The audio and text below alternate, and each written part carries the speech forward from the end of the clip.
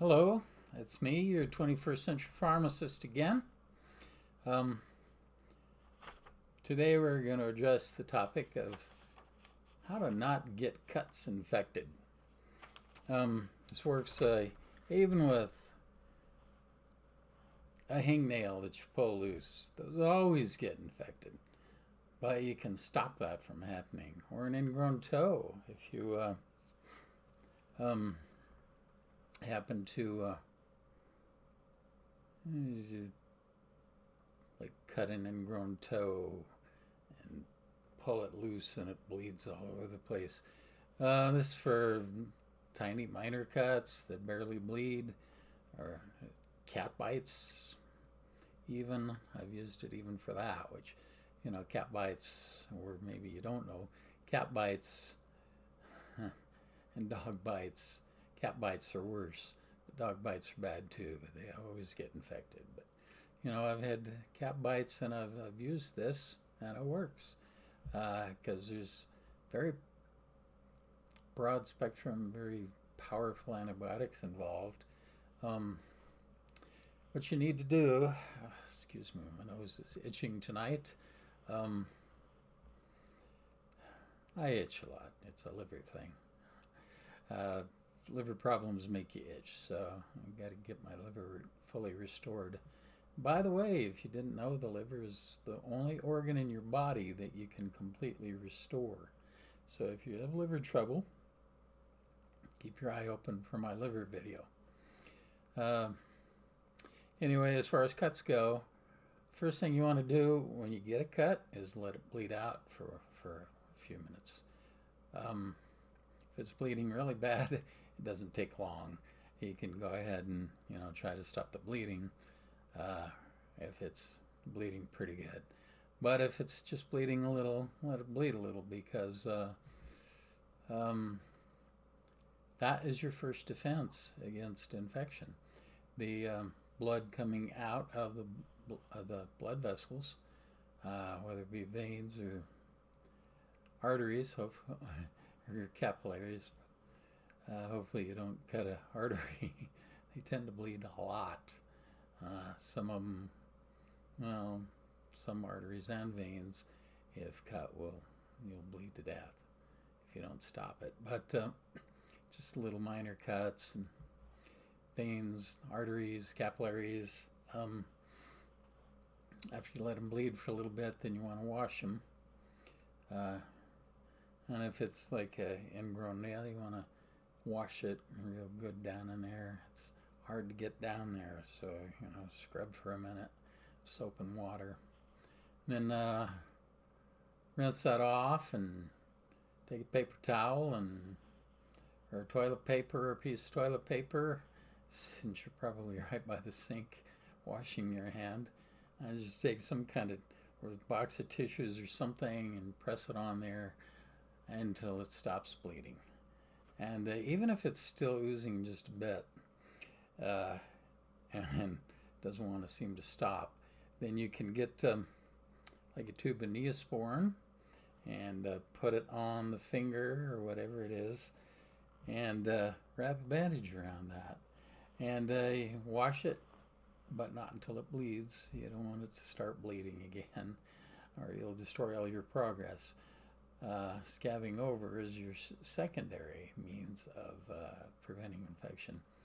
But anyway, once you've had it bandaged for a day, then you want to change the bandage and put another glob of Neosporin or triple antibiotic, whatever you want to call it.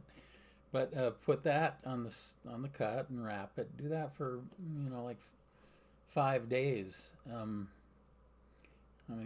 I've even kept cat bites from getting infected that way. It just seems like 5 days is enough to take care of it. Um, those antibiotics in the triple antibiotic are they're serious stuff. They are potent antibiotics. Between the three of them, they cover a very broad spectrum. So it stops infections from most anything, and The reason that we don't use those antibiotics orally is because they don't have a good safety profile. They are toxic to your organs if you take them internally. So to some organs anyway. Don't think you're going to die from just putting a little daub on your skin. It's not deadly poison, but yeah, it's toxic to your kidneys, your ears. If you were to take capsules for 10 days at a healthy dose for an infection, you may well have some damage to those organs. So I need to speak up more. Sorry. So they're safe for topical use, and they really do work to prevent infection. And if I'm getting an infection on a cut or something that I've neglected, then I put that on there, and it makes the infection go away. Now, if you do that and you still develop signs of infection, redness, or pus or smelliness,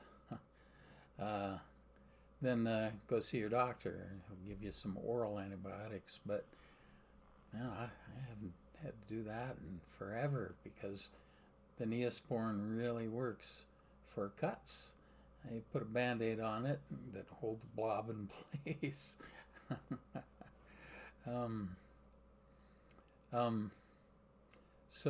Also keeping a cut covered is makes it heal like twice as fast. So if you have like the ointment on it and you put Band-Aid around it, it heals fast.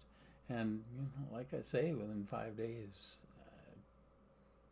I don't think you're very often going to see an infection.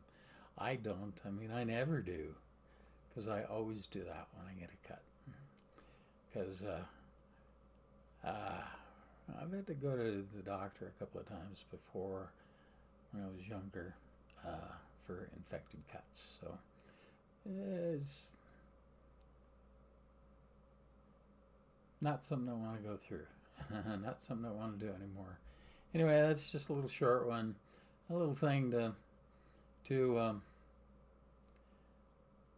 make sure you don't go to the doctor needlessly for infections, but do go if you need to go. I'm not saying don't go to the doctor if if this isn't working. So do see your doctor if it doesn't work, but it works almost all the time. So it's a good thing to practice. It's a good thing to do. Especially if you're gardening. I knew a woman who lost her thumb because she got stuck by a rose. Well, there was fungus on that rose, and to get rid of that infection and keep it from spreading, they had to take her thumb. So antibiotic wouldn't help that, though. But do wash your hands. Now, also, after washing, I usually put alcohol on there. And then split the cut apart so the alcohol penetrates. Hurts. It smarts. But that might have taken care of that woman's fungal infection. She might still have her thumb if she'd have done that. But anyway, just a little minor thing, over-the-counter first aid kind of stuff pharmacists do over the years. So anyway, that's just a little tip just to keep you healthy. All right, see you next time. Goodbye.